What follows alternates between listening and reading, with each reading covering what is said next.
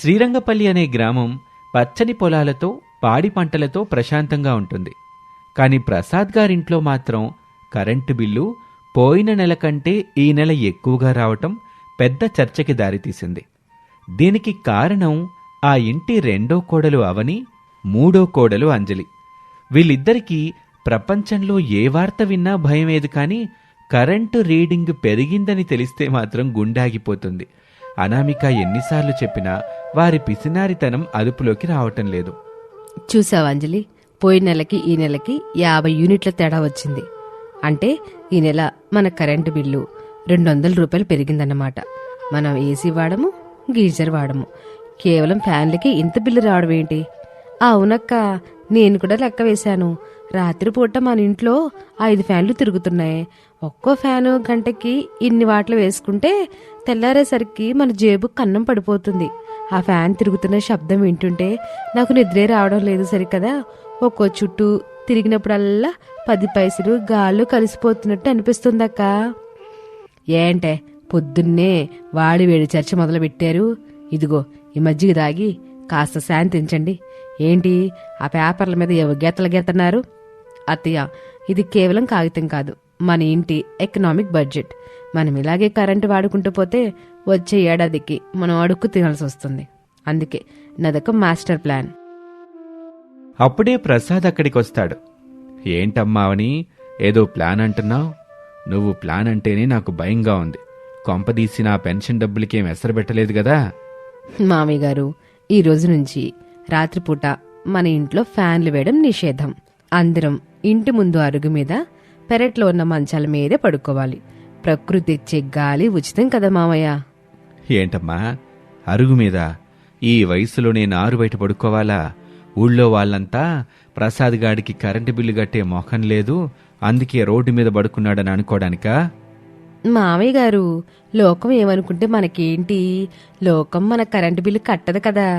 అనామిక అక్క, నువ్వు చెప్పు, బయట పడుకుంటే ఆరోగ్యానికి కూడా మంచిదే కదా? అనామిక అసహనంతో ఇలా అంటుంది. అవని, అంజలి, మీ అతి తెలివి ఆపండి. అత్తయ్య గారు, మామయ్య గారు పెద్దవాళ్ళు.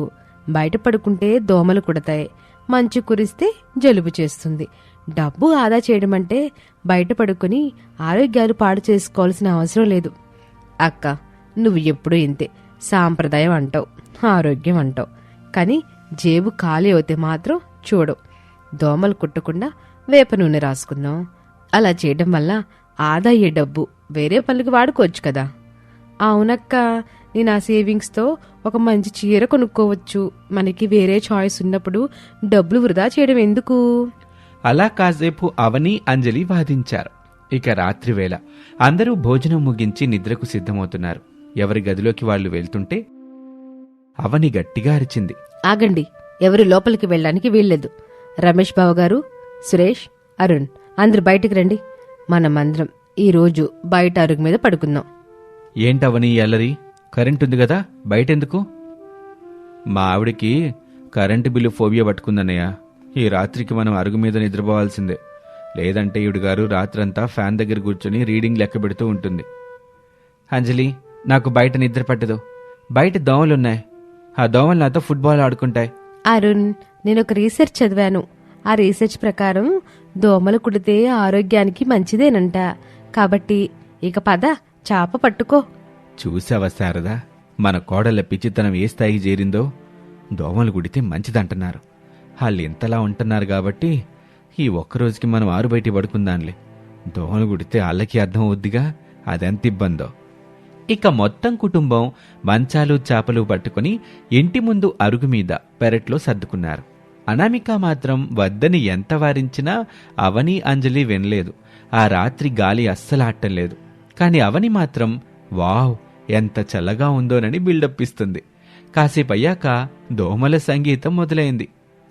అబ్బా అవని, ఇక్కడ దోమలు జూమ్ మీటింగ్ పెట్టుకున్నట్టున్నాయి. నా చెవి దగ్గర ఏంటో గుయ్యి గుయ్యి అని పాడుతున్నాయి. సురేష్, కాసేపు ఓపిక పట్టు. కాసేపు అయ్యాక ఆ దోమలు వెళ్ళిపోతాయి. మనకి కరెంటు బిల్లు సేవ్ అవుతుంది కదా. ఆ దోమలు కుట్టిన చోట గోక్కుంటే హాయిగా ఉంటుందిలే. అక్క, నాకేదో తేడాగా ఉంది. గాలి అస్సలు రావట్లేదు సరికదా. చెమటతో నా డ్రెస్ తడిచిపోతుంది. అంజలి, నేను ముందే చెప్పానా లేదా? బయట ఈ సమయంలో ఉక్కపోత ఎక్కువ ఉంటుంది. లోపలికెళ్దాం పదండి. వద్దక్క, తెల్లారడానికి ఇంకా 5 గంటలుంది. ఒకసారి నిద్రపోతే ఈ ఉక్కపోత, ఈ దోమలు మనకి పెద్ద లెక్కేం కాదు కదా. శారదా, నాకు వణుకు పుడుతుందే. వాతావరణం వేడిగా ఉన్నా నాకెందుకో చలిగా అనిపిస్తుంది. ఈ ఉక్కపోతకే మీకు చెమటలు వచ్చాయిగా, ఆ చెమటలకి గాలి తగిలేసరికి మీకు అలా అనిపిస్తుందేమో. ఇక రాత్రి 1 గంట దాటాక వాతావరణం ఒక్కసారిగా చల్లబడింది. మంచు కురవటం మొదలైంది. అనామికకి మెలకు వచ్చి చూసింది. అందరూ వణుకుతున్నారు. ప్రసాద్ అయితే తెగ తుమ్ముతున్నాడు. అందరూ లేవండి, లోపలికెళ్దాం. మావయ్య గారికి జలుబు చేసినట్టుంది. అవని లే. లేదక్క, ఇంకొద్దిసేపు ఆగితే సూర్యుడు వస్తాడు, అప్పుడు కరెంట్ బిల్లు సేవ్ అవుతుంది. హచ్. అవని కూడా తుమ్మటం మొదలుపెట్టింది. నా గొంతు బొంగిరిపోయిందక్క. తెల్లారేసరికి పరిస్థితి దారుణంగా మారింది. ప్రసాద్కి జ్వరం వచ్చింది. అవని, అంజలి ముఖాలు దోమల కాటుతో వాచిపోయున్నాయి. రమేష్, సురేష్ నిద్రలేక ఆఫీసులకి వెళ్లలేక ఇబ్బంది పడుతున్నారు. అయినా సరే ఆ పిసినారి కోడళ్లు మాత్రం మనం ఈ రాత్రి 40 రూపాయలు ఆదా చేశామని లెక్కలేసుకుంటున్నారు. కానీ మధ్యాహ్నం అయ్యేసరికి ఇంట్లో పరిస్థితి పూర్తిగా మారిపోయింది. అంజలి, అవని సోఫాలో నీరసంగా పడుకొని తుమ్ముతున్నారు. ప్రసాద్ జ్వరంతో పడుకున్నాడు. చూశారా, నేను ముందే హెచ్చరించానా లేదా? ఇప్పుడు చూడండి, మామిగారు లేవలేకపోతున్నారు, మీరు కూడా నీరసించిపోయారు. ఆ ఆదా చేసిన డబ్బులతో ఇప్పుడు మందులు కొనుక్కోవాల్సి వస్తుంది. అది కదక్క, వైరల్ ఫీవర్ అంతటా ఉంది కదా, మనం బయట పడుకున్నందుకే వచ్చిందని నువ్వెలా చెప్తావు? అవునక్క, బయట గాలిలో ఆక్సిజన్ ఎక్కువగా ఉంటుంది కదా, ఆక్సిజన్ మన ఆరోగ్యానికి మంచిదే కదా. ఏంటే మీ వాదరా, బయట ఆక్సిజన్ ఎక్కువ లేదు, దోమల ఇన్ఫెక్షన్ ఎక్కువయింది. మీ మామయ్య పొద్దున్నుంచి ఏం తెల్ల, ఆయన ఒళ్ళంతా నిప్పులా కాలిపోతుంది. అవని, అంజలి, ఈ రాత్రికైనా లోపల పడుకుందాం. కరెంటు బిల్లు కంటే మన ఆరోగ్యాలు ముఖ్యం కదా. లేదక్క, ఈరోజు కూడా బయట పడుకుంటేనే బయట వాతావరణం మన బాడీకి అలవాటవుతుంది. మనం ఎలాగైనా మన కరెంటు బిల్లును తగ్గించాలి. ఇక రెండో రోజు రాత్రి వాతావరణం ఇంకా చిత్రంగా మారింది. రాత్రి 12 గంటలకి ఉరుములు మెరుపులతో వర్షం మొదలైంది. వర్షం వర్షం, త్వరగా లోపలికెళ్దాం, మంచాలు తడిసిపోతున్నాయి. ఆగండి, ఎవరూ లోపలికెళ్ళొద్దు. వర్షం వస్తే గాలి చల్లబడుతుంది. మనం అరుగు మీద లోపలి వైపుకి జరిగి పడుకుందాం. లోపలికి వెళ్తే మళ్ళీ లైట్లు వేయాలి, కరెంటు వేస్ట్. అవును, ఈ వర్షం నీళ్లు మన కాళ్ళ మీద పడితే కాళ్ళు న్యాచురల్గా క్లీన్ అయిపోతాయి. అంజలి, నువ్వు మరి పిచ్చిదానిలా మాట్లాడుతున్నావు. వర్షంలో తడిస్తే నిమోనియా వస్తుంది. నేను లోపలికి వెళ్తున్నాను, మీ ఇష్టం. అనామిక, రమేష్ లోపలికి వెళ్ళిపోయారు. కాని అవని, అంజలి పంతం కోసం ప్రసాద్ని, సురేష్ని, అరుణ్ని కూడా బయటే ఉండమన్నారు. జల్లులు పడుతున్నా, వణుకుతున్నా వాళ్ళక్కడే అరుగు లోపలి వైపుకి మొండిగా కూర్చున్నారు. మరుసటి రోజు ఉదయం ప్రసాద్కి ఊపిరి తీసుకోవటం కష్టంగా ఉంది. అవని, అంజలి ఇద్దరూ అసలు మంచం మీద నుంచి లేవలేక కళ్ళు తాలేస్తున్నారు. రమేషు, త్వరగా డాక్టర్ని పిలవరా, వీళ్ళని చూడండి, అసలు మాట్లాడట్లేదు. ఇక రమేష్ వెంటనే ఫోన్ చేయటంతో డాక్టర్ గారు ఇంటికొచ్చారు. ఏంటండి ప్రసాద్ గారు, ఈ వయసులో వర్షంలో చలిలో బయట పడుకోవడమేంటి? ముగ్గురికి వైరల్ ఫీవర్ ముదిరిపోయింది. బాడీలో డీహైడ్రేషన్ పెరిగింది. ఇదిగోండి ఈ ప్రిస్క్రిప్షన్, మందులు ఇప్పుడే వాడాలి. అలాగే వారం రోజులు అందరూ వేడి నీళ్లతో స్నానం చేయాలి. గదిలో గాలి వెచ్చగా ఉండేలాగా చూసుకోండి. మంచిది డాక్టర్ గారు, కానీ ఈ మందులకి బిల్ ఎంత అవుతుంది? ఎంత? టెస్టులు, మందులు అన్నీ కలిపి ఒక 6,000 రూపాయలు అవుతుందమ్మా. 6,000 రూపాయలా? నా పిసినారి కోడల్లారా, విన్నారా? మీరు 2 రోజులు కష్టపడి సేవ్ చేసిన 80 రూపాయల కోసం ఇప్పుడు 6,000 రూపాయలు డాక్టర్కి బాస్తున్నారు. ఇదేనా మీ తెలివితేటలు? అవని, అంజలి, ఇప్పుడు అర్థమైందా? మన కరెంట్ బిల్లు మీద చేసే పొదుపు మన ఆరోగ్యం మీద చేసే ఖర్చు కంటే చాలా తక్కువ. ఒక ఫ్యాన్ వేసుకుంటే నెలకి కొంత బిల్లు ఎక్కువ వస్తుందేమో, కానీ ఈ 6,000 రూపాయలతో మనం ఎన్ని నెలల కరెంట్ బిల్లు కట్టొచ్చో తెలుసా? మీ లెక్కల పిచ్చితో ఇప్పుడు అందరికీ రోగాలు తెచ్చారు. సారీ అక్క, మేము కేవలం నంబర్లనే చూసాం, కానీ మనుషుల్ని చూడలేదు. కరెంటు బిల్లు తగ్గించాలని అందరినీ కష్టపెట్టాం. అవునక్క, నాకిప్పుడు 6,000 రూపాయల బిల్లు కళ్ళ ముందు కనిపిస్తుంది. ఒళ్ళంతా నొప్పులుగా ఉంది. ఇక మీదట మేము ఇలాంటి పనులు చేయము. ఎప్పటికైనా బుద్ధి వచ్చింది, సంతోషం. అనామేక, డాక్టర్ గారు చెప్పినట్టు ఆ మందులు తీసుకురమ్మా. సరే అత్తయ్య. అవని, అంజలి, మీకు ముందే చెప్పాను కదా, ఆరోగ్యం కంటే పెద్ద సంపద ఏదీ లేదని. ఇక అనామిక వాళ్ళందరికీ సేవ చేసింది. సమయానికి మంచి ఆహారం పెట్టటం, మందులు వేయటంతో అందరూ కోలుకున్నారు. అవని, అంజలి తమ పిసినారితనాన్ని తగ్గించుకున్నారు. అయితే ఆ అలవాటు అంత త్వరగా పోదు కదా. వారం రోజుల తర్వాత రాత్రిపూట అందరూ తమ తమ గదుల్లో ఫ్యాన్లు వేసుకుని ప్రశాంతంగా నిద్రపోతున్నారు. అవని మెల్లగా అంజలి దగ్గరికి వెళ్ళింది. అంజలి, నిద్రపోతున్నావా? లేదక్కా. చెప్పు, ఏంటి? మళ్ళీ మనం అరుగు మీదకి వెళ్దామా? అమ్మో వద్దక్క. అరుగొద్దులే గాని నాకు ఐడియా వచ్చిందే. మనం ఫ్యాన్ని 5 స్పీడ్లో పెడుతున్నాం కదా, అదే 1లో పెడితే కొంచెం కరెంటు ఆదా అవుతుంది కదా. అక్క, నువ్వు అసలు మారవు. కానీ ఆ 1లో పెడితే ఒక్కపోతకి మళ్ళీ జ్వరం వచ్చి 5,000 ఖర్చు అవుతుంది. దానికంటే ఫ్యాన్ స్పీడ్ని 5లో ఉంచి హాయిగా పడుకుందాం. అనామిక బయట నుంచి వీళ్ళిద్దరి మాటలు వింటూ, అవని, అంజలి ఇంకా నిద్రపోలేదా? మళ్ళీ ఏ రీడింగ్ లెక్కేస్తున్నారు? ఏం లేదక్క, పడుకుంటున్నాం. Good night. ఆ రోజు నుంచి ప్రసాద్ ఇంట్లో కరెంటు బిల్లు భయం పోయి నవ్వుల వెలుగులు నిండాయి. ఇది వాల్టి కథ. మరొక ఆసక్తికర కథలో మళ్ళీ కలుద్దాం. అంతవరకు సెలవు. నమస్తే. రామాపురంలో ప్రసాద్ శారద దంపతులు ఉండేవారు. వారికి 3 కొడుకులు, 3 కోడళ్ళు. పెద్ద కొడుకు రమేష్ భార్య అనామిక, రెండో కొడుకు సురేష్ భార్య అవని, మూడో కొడుకు అరుణ్ భార్య అంజలి. ఈ 3 కోడళ్ళు ఎప్పుడూ ఒకరికంటే ఒకరు తామే అందంగా ఉండాలని పోటీపడుతూ ఉండేవారు. ఇంట్లో పని కంటే అద్దం ముందు గడిపే సమయమే ఎక్కువ. ఒకరోజు ఉదయం ఇంట్లో వాతావరణం ఎప్పటిలాగే అద్దం ముందు మొదలైంది. 3 కోడళ్ళు తలా ఒక అద్దం పట్టుకుని తమ ముఖ సౌందర్యాన్ని చూసుకుంటూ మురిసిపోతున్నారు. అప్పుడే శారద విసుగ్గా హాల్లోకొస్తూ, అమ్మా అనామిక, అవని, అంజలి, ఎంతసేపమ్మా అద్దం ముందు? పొద్దున్నే లేచి ఇల్లంతా ఊడ్చి ముగ్గులేయాల్సిన సమయం ఇది. పక్కింటి రంగమ్మ కోడల్ని చూడు, పనులన్నీ పూర్తి చేసేసుకొని దేవుని పూజ కోసం కూడా రెడీ చేసేసుకుంది. మీరు మాత్రం ఇంకా ఆ పౌడర్ డబ్బాల దగ్గరే ఉన్నారు. అనామిక మెల్లగా పౌడర్ రాసుకుంటూ, అత్తయ్య, కంగారు పడకండి. నేను ఇంటికి పెద్ద కోడల్ని. బయట నుంచి ఎవరైనా వస్తే మొదట నన్నే చూస్తారు. అప్పుడు నేను అందంగా పద్ధతిగా లేకపోతే ఈ ఇంటి గౌరవం ఏమవుతుంది? నా అందమే కదా ఈ ఇంటికి ఐశ్వర్యం. అక్క, నీ పద్ధతి ఏమో గాని నీ పాతకాల పందం ఇప్పట్లో పనికిరాదు. నా మోడర్న్ లుక్ ముందు నీ మేకప్ మాత్రం సరిపోదు. అత్తయ్య, చూసారా నా కనిబొమ్మలు ఎంత చక్కగా దిద్దానో? నేనే ఈ ఇంటికి అసలైన గ్లామర్. మీ ఇద్దరికంటే వయసులో చిన్నదాన్ని నేను. అసలైన మెరుపు, చురుకుదనం నాలోనే ఉన్నాయి. అత్తయ్య, నా చర్మం చూడండి ఎలా మెరిసిపోతుందో. నా అందమే అందరినీ ఆకర్షిస్తుంది. మీరిద్దరూ నా పక్కన నిలబడలేరు కూడా. శారద, వీళ్ళ అందాల పిచ్చి ఎప్పటికీ తగ్గదు గాని మనం ఎంత చెప్పినా వినరు. ఇవాళ ఊళ్ళో తిరణాలున్నాయిగా, జనం బాగా వస్తారు. వంటలు త్వరగా కానివ్వమను. అతిథులొస్తే మర్యాదలు బావుండాలి. అదే భయమేస్తుందండి నాకు కూడా. వీళ్ళేమో వంటగదిలోకి వెళ్ళేసరికి సాయంత్రం అవుద్దో ఏమో. అమ్మాయి కోడలు, ఏనండి, ఈరోజు మనం ఇంటి ముందు చాలా మంది పుణ్యానికి వచ్చేవాళ్ళు ఉంటారు. వారికి సాయం చేయడం మన ధర్మం. కేవలం ముఖానికి రంగులు వేసుకోవడం కాదు, మనసుకు కూడా మంచి రంగు ఉండాలి. అలా అనుకుంటూ మధ్యాహ్న సమయం అవుతుంది. ఎండ మండిపోతుంది.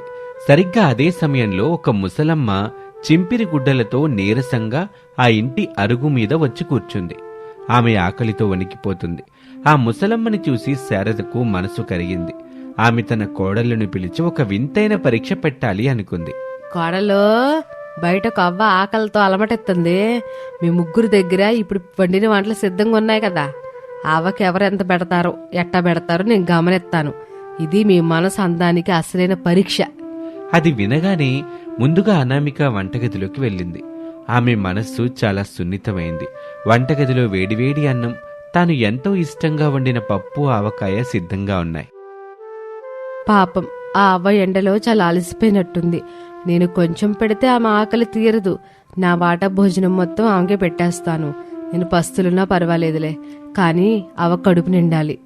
అలా అనుకుని అనామిక ఒక పెద్ద పళ్ళెం తీసుకుని అందులో అన్నం, పప్పు నిండుగా వడ్డించింది. చల్లటి నీళ్లు ఒక గ్లాసులో పట్టుకుని బయటకొచ్చింది. అవ్వా ఆకలిగా ఉందా? ఇదిగో తిను, మెల్లగా తినవ్వా. నీకోసం నీళ్లు కూడా తెచ్చాను. కడుపు నిండా తిని కాసేపు ఇక్కడే విశ్రాంతి తీసుకో, నీ నీరసం తగ్గిపోతుంది. అప్పుడు ఆ ముసలమ్మ అనామిక వైపు దీనంగా చూసింది. అనామిక ఆ అవ్వకు చేతులతో ముద్దలు కలిపి తినిపిస్తూ ఎంతో తృప్తిగా చూసింది. అనామిక కళ్ళల్లో స్వార్థం లేని ప్రేమ కనిపిస్తుంది. ఇక ఆ తర్వాత అవని వంతు వచ్చింది. అవని తన కోసం బయట నుంచి ప్రత్యేకంగా ఆర్డర్ ఇచ్చిన బిర్యానీని చూసుకుంది. ఈ బిర్యానీ నేనే ఎంతో ఖరీదు పెట్టి తప్పించుకున్నాను.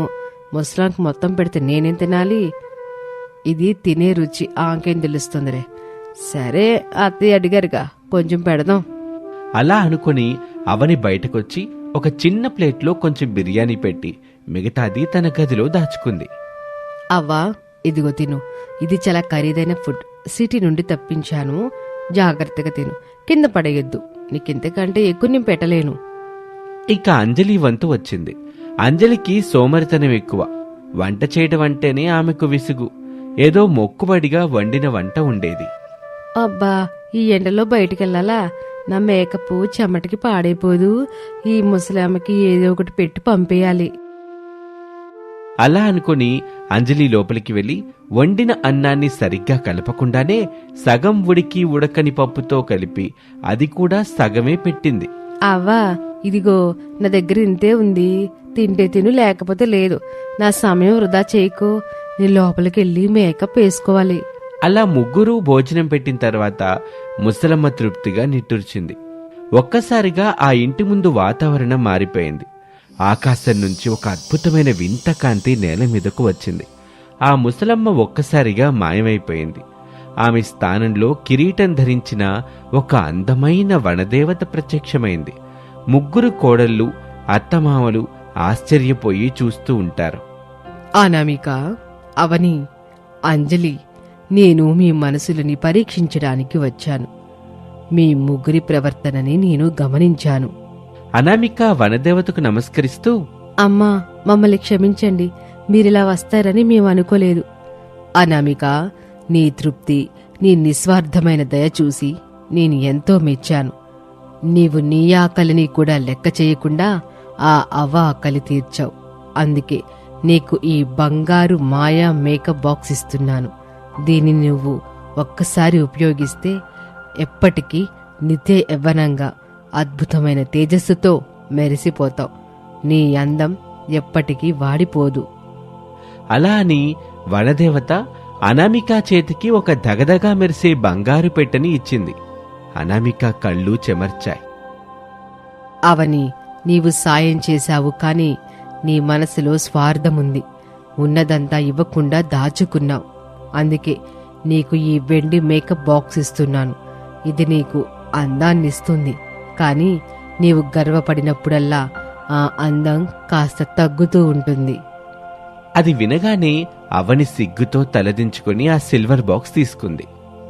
అంజలి, నువ్వేదో చెయ్యాలి కనుకే చేశావు. నీవు ఇతరుల ఆకలి కంటే నీ మేకప్ మీదనే ధ్యాస ఎక్కువ పెట్టావు. అందుకే నీకు ఈ బ్రాంజ్ మేకప్ బాక్స్ ఇస్తున్నాను. దీనితో నీకు సామాన్యమైన అందం వస్తుంది. అలా చెప్పి వనదేవత అంతర్ధానమైపోయింది. ఆ 3 పెట్టెలు ఇప్పుడు వారి చేతిలో ఉన్నాయి. ఇంట్లో అందరూ నిశ్శబ్దంగా ఉన్నారు. రమేష్ అనామికని చూస్తూ, అనామిక, నీకొచ్చిన ఈ గౌరవం నీ మనసుకే దక్కింది. ఆ బంగారు పెట్టె నీ మంచితనానికి గుర్తింపు. ఏమో రమేష్, నేను కేవలం ఆ అవ్వ ఆకలిని చూశాను. సాయం చేయడంలో ఉన్న ఆనందం ముందు ఈ పెట్టెలు చిన్నవి. అలా అంటూ అనామిక తన బంగారు పెట్టెను మెల్లగా తెరిచింది. అందులో నుంచి ఒక అద్భుతమైన దివ్య సువాసన ఇల్లంతా వ్యాపించింది.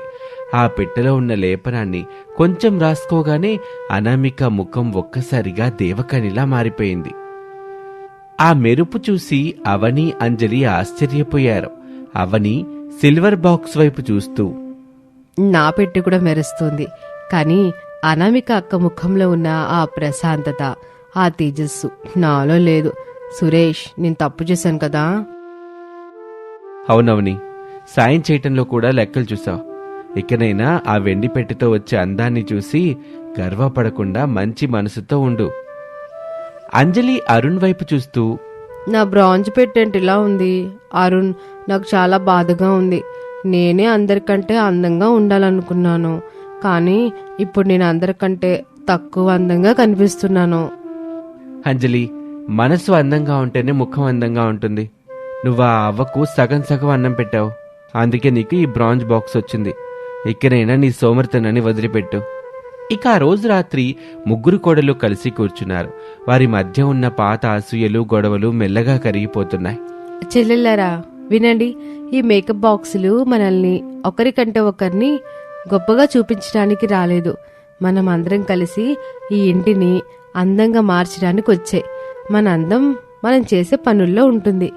అక్క, నీ మాట నిజం. నీ బంగారు పెట్టెలోని ఆ అందం వెనుక నీ త్యాగం ఉంది. నేను కూడా నా వెండి పెట్టెను మంచితనంతోనే ఉపయోగిస్తాను. అవునక్క, నేనికపై సోమర్తనం చూపును. సాయం చేయడంలో ఎప్పుడూ ముందుంటాను. అప్పుడే నా ఈ బ్రాంజ్ పెట్టె కూడా బంగారంలా మెరుస్తుంది. అలా కొన్ని రోజులు గడిచాయి. రామాపురంలో ఆ ఇంటి పేరు మారుమ్రోగిపోతుంది. ముగ్గురు కోడళ్ళు ఇప్పుడు అద్దం ముందు కాకుండా పేదవారికి సాయం చేయటంలో పోటీ పడుతున్నారు. చూసారా ప్రసాదు, మన కోడళ్ళు ఇప్పుడు ఎంత కలిసిమెలిసి ఉంటున్నారో. ఆ మాయ మేకప్ బాక్సులు కేవలం వాళ్ళ ముఖాల్ని కాదు, వాళ్ళ జీవితాల్ని మార్చేసాయి. అవును శారదా, నిజమైన మేకప్ అనేది మన క్యారెక్టరే. ఆ దేవతిచ్చిన వరాలు ఇప్పుడు ఈ ఇంటికి మహర్దశం తెచ్చాయి. ముగ్గురు కలిసుంటే ఆ ఇల్లు నందనవనమే. ఒకరోజు మళ్ళీ ఒక ఆపదొచ్చింది. ఊళ్ళో వర్షాలు లేక కరువొచ్చింది. జనం ఆకలితో అలమటిస్తున్నారు. అవని, అంజలి, మన దగ్గరున్న ధాన్యాన్ని జనం కోసం ఉపయోగిద్దామా? మన ముగ్గురు కలిసి అన్నదానం చేద్దాం. తప్పకుండా అక్క, నా దగ్గరున్న నగలను కూడా అమ్మి జనం కోసం ఖర్చు పెడదాం. నా వెండి పెట్టి ఇచ్చిన అందం కంటే 10 మందికి పెట్టే అన్నంలోనే ఎక్కువ అందం ఉందని నాకు అర్థమైంది. నేను వంట పనులన్నీ దగ్గరుండి చూసుకుంటాను.